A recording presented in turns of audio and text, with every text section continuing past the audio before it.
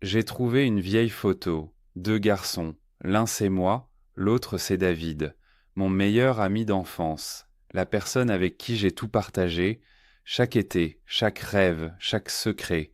J'ai pris cette photo dans ma main et j'ai pleuré, pas parce que David est mort, pas parce qu'il est arrivé quelque chose de grave, mais j'ai regardé la photo, j'ai pensé, quand ai-je ri ainsi pour la dernière fois? Quand ai-je eu quelqu'un avec qui je suis simplement moi? La réponse m'a fait peur. Je ne m'en souvenais vraiment pas. David et moi étions inséparables. Ce n'est pas un grand mot, c'est la vérité. Nous habitions dans la même rue. 3 maisons l'un de l'autre. C'était assez. C'était tout ce qu'il nous fallait. Chaque matin des grandes vacances, la même chose. Je sifflais sous sa fenêtre. Il sortait. Nous partions. Sans plan, sans but, juste partir, nous avions nos endroits, le vieux chêne au bout du champ, le ruisseau derrière le terrain de sport, la grange qui n'appartenait plus à personne, nous avions nos rituels. Toujours la même glace, toujours le même raccourci, toujours ces discussions qui ne commençaient ni ne finissaient. Nous parlions de tout, de rêve, de peur, de l'avenir, de ce que nous voulions devenir, de ce que nous voulions voir, de ce que nous n'oublierions jamais. Nous nous sommes promis de rester amis, pour toujours. C'est ainsi que parlent les enfants, pour toujours, comme si c'était facile, comme si c'était évident. Nous l'avons cru, tous les deux, vraiment cru. Puis la vie est arrivée, c'est ce qu'on dit. La vie s'est mise entre nous, mais ce n'est pas tout à fait vrai, la vie ne s'impose pas seule. On la laisse s'imposer, on prend de petites décisions, chaque jour, je n'y vais pas. J'appelle la semaine prochaine. J'écris bientôt.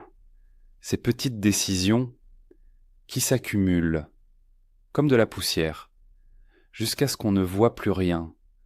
Nous sommes allés dans des écoles différentes, puis dans des villes différentes, des vies différentes. Au début, nous écrivions encore, nous appelions encore, nous essayions encore. Puis les écarts ont grandi, les appels sont devenus plus rares. Et puis un jour, plus du tout. Pas de dispute, pas de grands mots, juste le silence. Ce silence où les amitiés finissent quand on ne fait pas attention. Je n'ai jamais oublié David. Je dois te le dire, il restait quelque part en moi. Ce garçon sur la photo, ce rire, ces étés. Mais je n'ai jamais rien fait non plus. Je pensais, un jour, j'appellerai. Un jour, j'irai le voir. Un jour, ce mot dangereux et confortable. Ce samedi-là, la photo à la main, j'ai pris une décision. Je vais le chercher. Je ne sais pas vraiment pourquoi. Je ne peux pas l'expliquer. C'était juste cette idée. Maintenant. Pas plus tard. Maintenant. J'ai commencé à chercher. Internet. De vieux contacts. Des gens que nous connaissions tous les deux. Cela a pris du temps. David n'était pas facile à trouver. Pas de grand profil, pas de présence visible. Mais je l'ai trouvé. Un numéro de téléphone. Une vieille adresse. J'ai pris le téléphone dans ma main. J'ai regardé le numéro. Longtemps. Que dire? Salut, c'est moi, Mathieu? Tu te souviens? Nous étions enfants? Tu te souviens, le chêne, le ruisseau, nos promesses? J'ai composé. Ça a sonné. Une fois, deux fois, trois fois, puis une voix, plus âgée que dans mon souvenir, mais tout de suite reconnaissable. Tout de suite. Comme si des décennies disparaissaient en une seconde. Mathieu, a-t-il dit, comme s'il savait que j'appelais, comme s'il attendait. J'ai avalé ma salive. David, ai-je dit, juste son prénom, rien de plus. Et il a ri. Ce rire, le rire de la photo, toujours le même. J'ai pensé, comment est-ce possible? Comment quelqu'un peut-il garder le même rire après tant d'années? Nous avons parlé au téléphone, longtemps, très longtemps. À la fin, il a dit « Viens me voir », juste comme ça, « Viens me voir », comme si c'était la chose la plus normale du monde, comme si aucune décennie n'était passée. Je suis parti en voiture, un dimanche, par des routes de campagne, le long des champs, à travers de petits villages. Il habite très loin, pas en ville, bien loin. J'ai regardé le GPS et j'ai pensé, qu'est-ce qui m'attend là-bas? Qu'est devenu David? J'ai imaginé sa vie, peut-être une carrière, peut-être un grand appartement, peut-être semblable au mien. Puis je suis arrivé. Une petite maison, pas grande, pas moderne, un jardin devant, en désordre, rempli de plantes qui poussent dans tous les sens. Un chien qui aboie fort, puis remue aussitôt la queue, est David.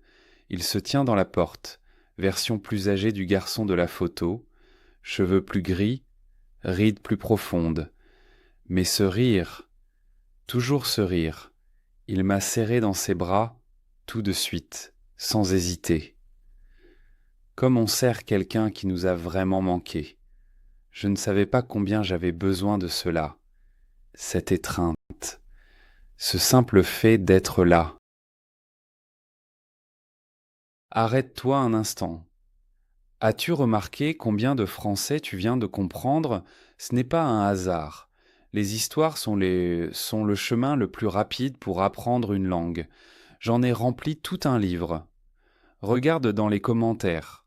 Et maintenant, profite bien du reste de la vidéo. Nous nous sommes assis, dans le jardin, avec un café. Le chien s'est couché entre nous, le soleil était chaud. C'était calme, un calme agréable. Nous avons parlé, d'abord doucement, puis un peu plus, puis comme avant, comme si les années tombaient, je lui ai raconté ma vie, ma carrière, mes réussites, les objectifs que j'ai atteints. Il a écouté, sans envie, sans admiration, juste écouté, puis je lui ai demandé « Et toi, que fais-tu » Il a simplement haussé les épaules. Pas par gêne, par calme. Je travaille dans un petit atelier, a-t-il dit, du bois. Je fabrique des choses en bois. J'ai hoché la tête. Et sinon? Il a ri. Sinon, je vis, a-t-il dit. Simplement, je vis, je l'ai regardé. Cet homme, pas de grande maison, pas de grosse voiture, pas de grande carrière.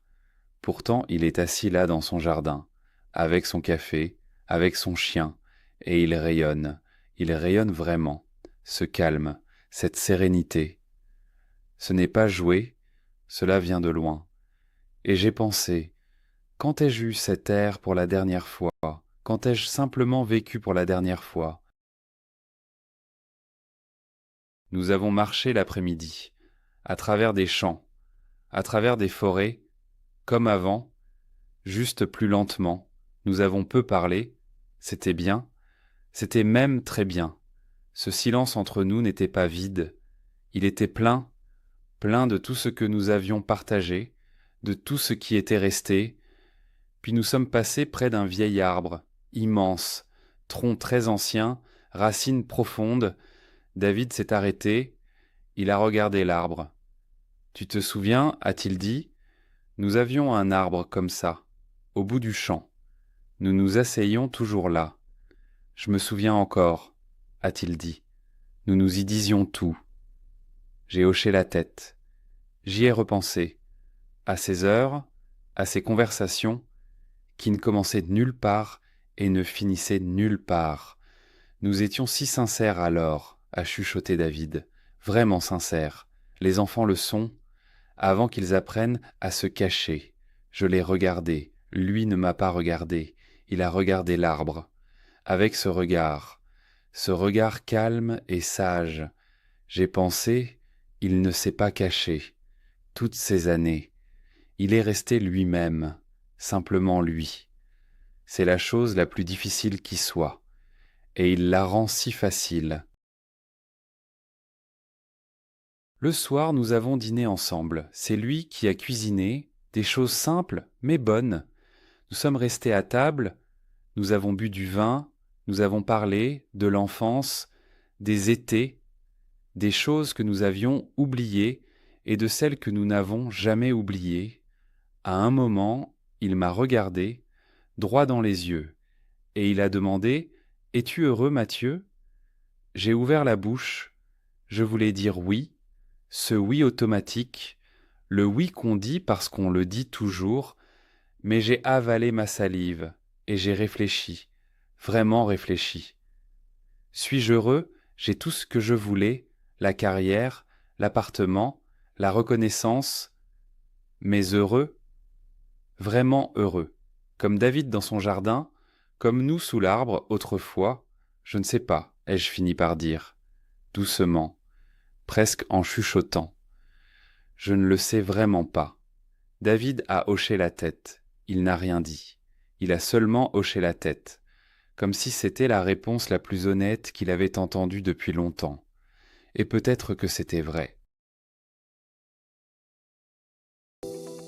Petite pause.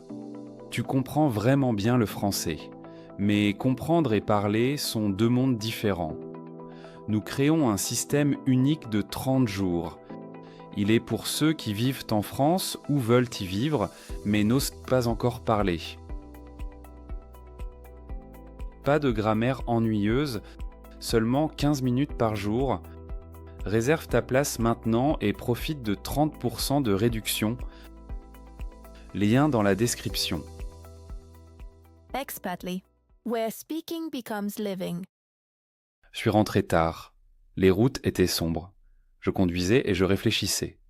À David, à son jardin, à son chien, à son calme, à cette question. Es-tu heureux, Mathieu? J'ai pensé à mon appartement. Grand, moderne, rangé, vide. J'ai pensé à mon calendrier. Plein. Toujours plein. Réunion, rendez-vous, objectif. J'ai pensé à la boîte. La vieille boîte à la cave, la photo, ce rire. 2 garçons un jour d'été qui ignoraient encore comme tout devient compliqué. J'ai pensé, j'ai optimisé la mauvaise vie. J'ai mesuré la réussite avec des choses froides, et j'ai oublié ce qui réchauffe. David a moins que moi, bien moins, et il est plus riche, beaucoup plus riche, pas en argent, en ce qui compte, en calme, en sincérité, en ce simple sentiment vrai que la vie est bonne, pas parfaite, mais bonne. J'ai ouvert un peu la fenêtre, l'air de la nuit est entré, froid et frais. J'ai respiré profondément, et pour la première fois depuis longtemps, je n'ai pas pensé à demain, ni au jour suivant, ni au prochain rendez-vous. J'ai simplement conduit, et regardé, et respiré. Je n'ai pas changé ma vie du jour au lendemain. Ce serait mentir. Ça n'arrive pas. Pas vraiment. Mais j'ai commencé. De petites choses. Des choses vraies.